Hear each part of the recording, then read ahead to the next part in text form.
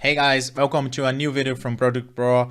My name is João, I'm data engineer and I will present you cloud computing for data engineers. So today we'll talk about the cloud computing, what is cloud computing, the benefits and skills you should develop and how ProjectPro can help you to achieve all that goals you have in your life to become a data engineer more valuable and get more money in the world of business. Let's start with cloud computing. What is cloud computing? By definition, cloud computing is on-demand delivery of technology resources and applications, using internet to deliver and manipulate those resources with pay-as-you-go charges. So what that means? So demands and on-demand concept means you get resources when you want that resources, and you pay as you go means if you are using for 1 hour one specific server, you will pay just for 1 hour. If you are going through on-premises environments, that means you need to buy a server, you need to install, you need to pay energy, you need to use that and maintain that using like for the whole life. For example, 24/7 days per week. So we need to pay a lot of money in that, a lot of investment. So that's not that's a con when you're talking about cloud and data engineering infrastructures. Using cloud, you don't need to use anything like that.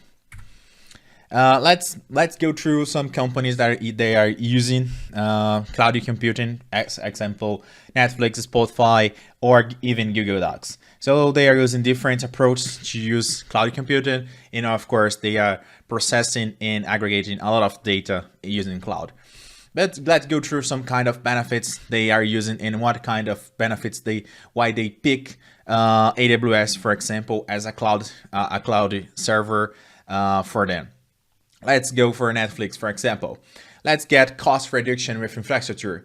When you have infrastructure, scalability, you have a lot of different benefits with cloud computing. One of them is scalability and cost reduction. When you need to go for some kind of expansion and open branches in different countries, what they need to do? Okay, they need to provide a services in that specific country.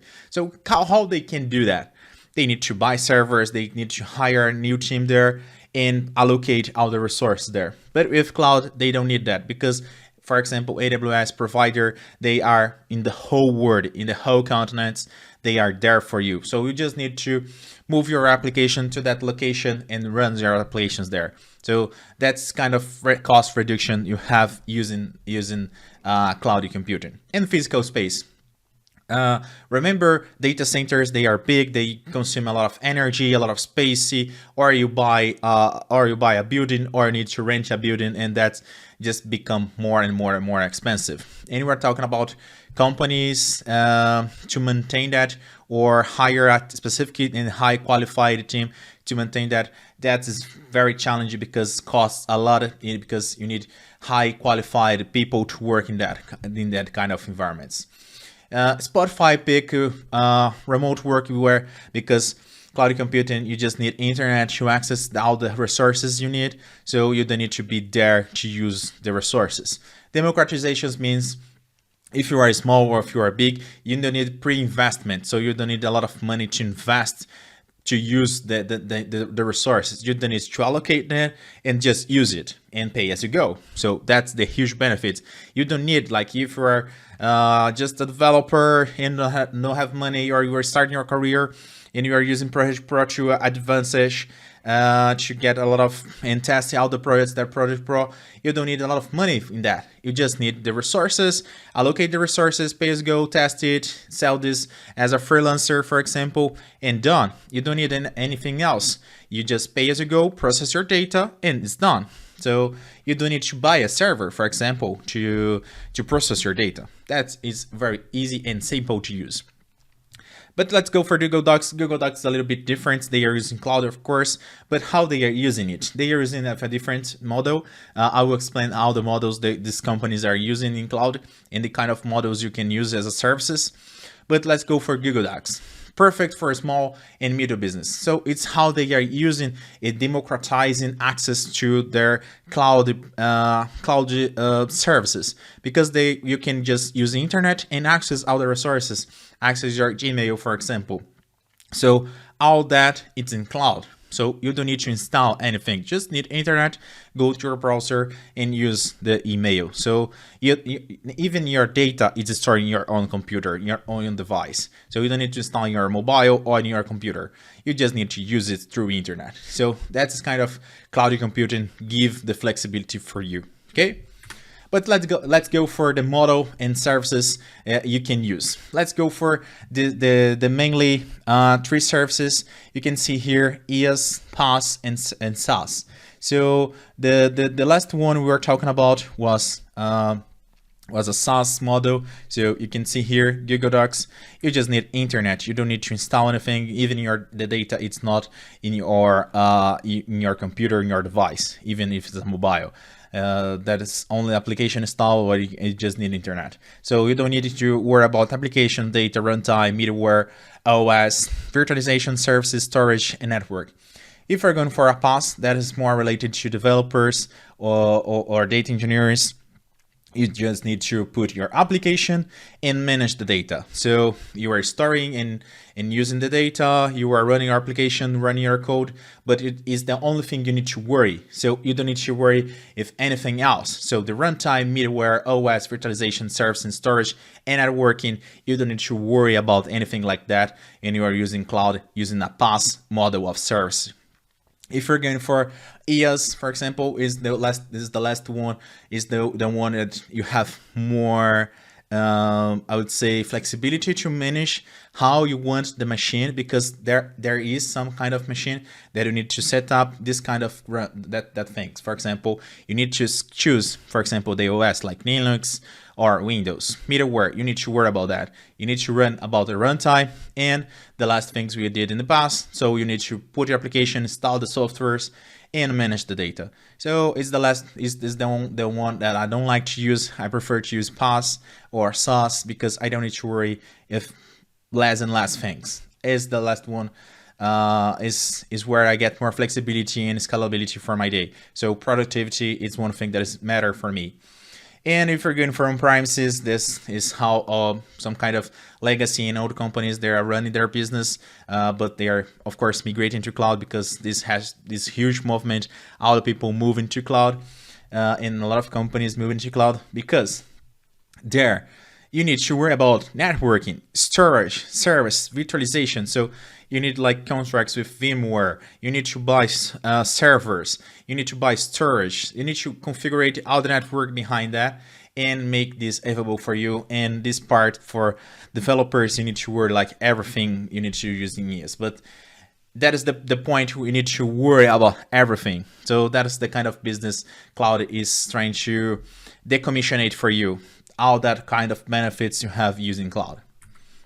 But let's go for the benefits for data engineer, what kind of benefits I can get using data engineers skills, and what kind of benefits I can get there using cloud. Okay, let's go for some kind of benefits you can use using the projects you have in the ProjectPro.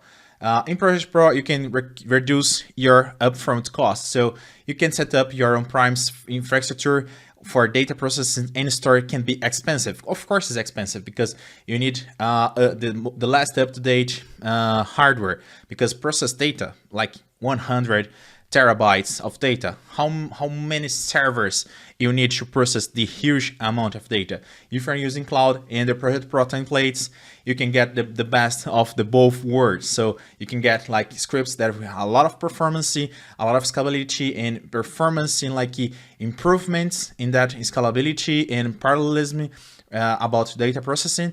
And you can use cloud to decommissionate all your costs. So become like you need to run this for 1 hour and you will pay just for this specific 1 hour.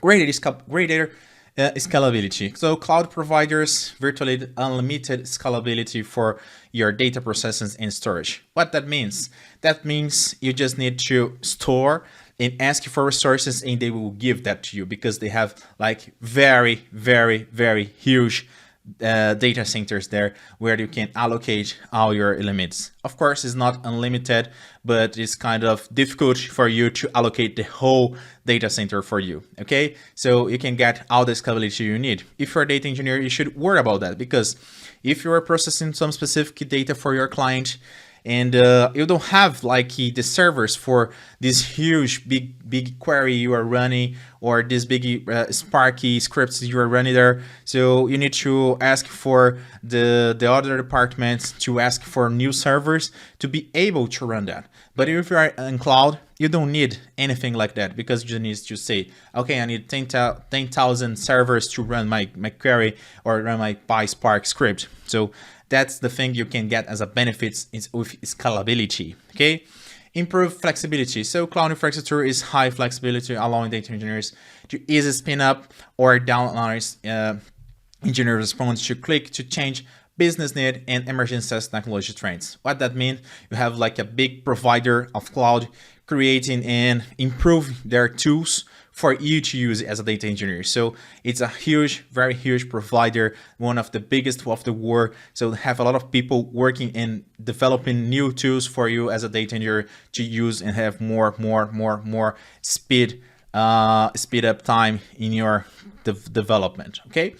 Reduce maintenance, of course, maintenance in on-premise clouds, the servers, they get, you need to up to date all the time your environment. You have like a downtime, you have a lot of issues in this kind of environment, so it's very problematic to handle all that issues when you are maintaining your own data center. Increasing security and compliance, cloud providers often provide advanced security measures and compliance certifications that can be difficult for on-premise infrastructure. Of course, if you have like your own data center, how much security people you have, you need to hire for this specific environment. You need to hire a lot of people there. So it's kind of very challenging for you to hire that high qualified people, because you are going against a lot of companies to pick and dispute all that people in the market, and they are expensive, of course, and you need time to improve and keep your environment safe. AWS have the most qualified security guys that are working just in that specific cloud provider, and they are getting more and more security for you each day. Okay, so it's something that's very difficult for you to compete against them. Improve in collaboration. Cloud infrastructure provided engineers with a central, accessible location for storing and processing data, making it easier for teams collaborated on data-related projects. Means, for example, you have your own on-prem C in your country, and I have my in another different country. So we have different countries. I have my own data warehouse here. You have your own data warehouse here. So it's kind of different, the data transfer between them, or the accessibility between them because of networking or security or delay in that specific data transfers, and can be challenging for you to transfer a lot of data. But when you are inside some cloud provider, they have this kind of ways to make this easy, this data transfer, and most of the time you don't need to pay for data transfer inside, for example, in AWS. So it's a huge benefit for you collaborate with a lot of different business units in your business. But let's go for the skills. So what kind of skills you need to become a data engineer, for example, for AWS or for other services using ProjectPro, or how you use the ProjectPro templates and projects in your own project. So let's go for that. Proficiency in AWS services. Of course, you need, as a data engineer, to know the most used tools for AWS. For example, Glue, Redshift, EMR. We will have all that contents in the next videos, but you can get all that overview, and you can get the templates for using that specific tools in ProjectPro. Talking about data modeling and data business, in database designs, you should have, of course, a strong understanding of data, but that it's very is very useful, and you know that's the base key for you using it on premises or in cloud. But of course, you need that specific skill, and in ProjectPro, it's there for you. Programming languages, let's go for one specific key or two specific key, mainly tools and programming languages you need to know, of course, is Java or Python. So if we're going for those two, you are safe as a data engineer using cloud. So in most of the projects and templates inside ProjectPro are using those languages because, of course, they are more democratic and easy to learn and easy to use. And AWS is ready to use them. Let's go for data analysis and virtualization. As a data engineer, you need to know, of course, about that using some kind of tools like BI tools and visualization tools. Likewise, QuickSight is AWS QuickSight. It's a tool very easy to use to create kind of visualizations. And Tableau, of course, is one of the biggest and use it in the world, but you can use, of course, Amazon Athena to use and query all your data inside your cloud services using, for example, S3, Amazon S3 inside AWS. Okay, so those are some of the skills you need to use, and here is ProjectPro, of course, to provide you and make your speed more your projects. So make your projects more quickly and performances, improving your performances in all your scripts with ProjectPro. So we are here to help you, and if you want to know more about that, let's go for the links here in the video and subscribe, of course, if you like the video, and I see you next time. Bye bye.